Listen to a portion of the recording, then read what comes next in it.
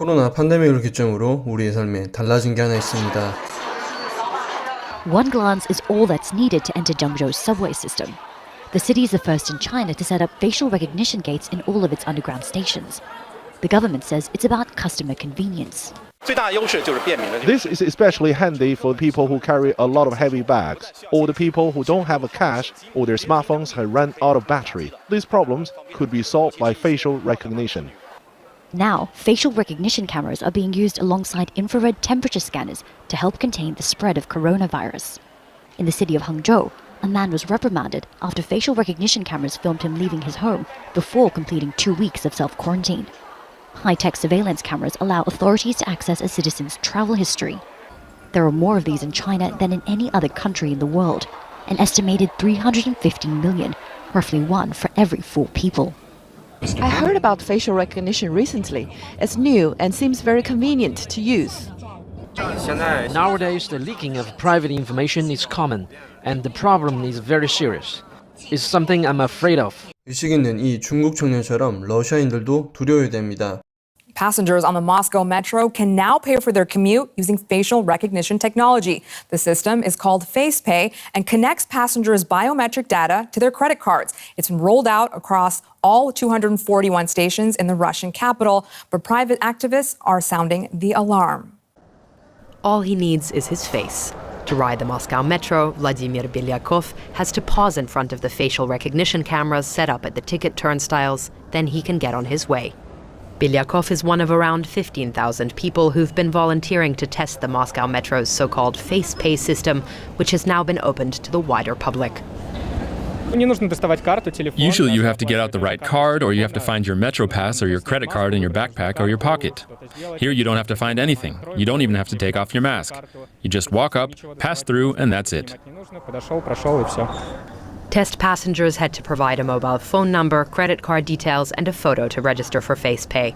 The Moscow Metro assures users of the facial recognition system that their personal and biometric data won't be passed on to third parties. The data is stored in a protected system here, and people's bank details are stored on the side of the banks themselves, so they are completely safe as well. Moscow's Department of Transport says FacePay allows passengers to pay for their ride 3 times faster than usual. The system is now in place on all 14 Moscow metro lines, and there are plans to introduce it on other public transportation like buses and streetcars as well. Above ground, Moscow already has over 200,000 facial recognition cameras. 우리나라는 중국 다음으로 CCTV 비율이 높은 나라입니다. 네이버 클로바에서 그동안 연구해온 얼굴 인식 기술을 스피드 게이트와 연결해 짜잔! 페이스 사인 스피드 게이트를 만들었어요. 페이스 사인 자랑을 해보면 사람 알아차리는 속도가 세계 탑급! 클로바의 얼굴 인식 기술로 지나가는 사람의 얼굴을 빠르게 포착하고 강력한 서버에서 식별하니까 한두 명이 아니라 수천 명을 등록해도 빠르게 알아보고 열어줘서 멈추지 않고 통과할 수 있어요. 사람들이 몰리는 시간에도 여유롭게 통과하고 마스크를 쓰고 있어도 정확히 알아보고 전화하면서 달려와도 양손에 커피를 들고 있어도 전혀 문제 없어요. 휴대전화 잠금 풀 때 얼굴 비춰서 인식하는 분들 많습니다. 이건 뭐 내 전화기니까 괜찮다 쳐도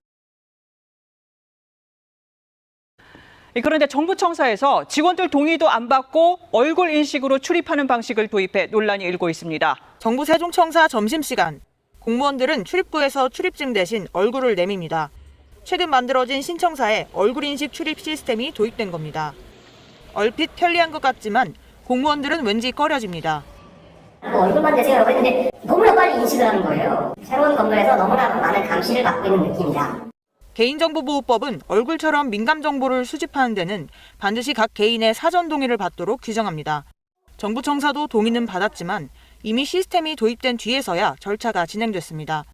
동의하지 않을 경우 매일 아침 민원인과 똑같이 방문증을 새로 발급받아야 합니다. 유원지 입장객이 아니라 내 직장에 내가 근무하러 가는 곳인데 공무원들 아무 얘기 못하니까. 인권위는 이미 3달 전 얼굴인식 기술이 인권 침해 우려가 크다는 의견을 냈습니다. 인권 영향평가 사전 실시 의무화 등 우려를 줄일 수 있는 법률 형태의 안전장치가 필요하다는 겁니다. 그러면서 관련 입법 전까지 공공기관은 실시간 원격 얼굴인식 시스템 도입을 중지하라고도 권고했습니다. China is home to 1.3 billion people, and their president, Xi Jinping, says the country's new social credit system keeps its people safe and makes their lives easier. Xi has ordered cameras plastered across China, leaving no dark corners, and plans to monitor every move by every citizen. He's introduced a nationwide program which scores everyone based on their purchases, lifestyle choices, and habits. Recognition software to constantly scan and record China's 200 million closed-circuit cameras, all connected on a single grid. Then it pairs this information to your online habits, from what you buy to the sites you visit, even what you say on social media. All of this information is then wrapped together into your new social credit score.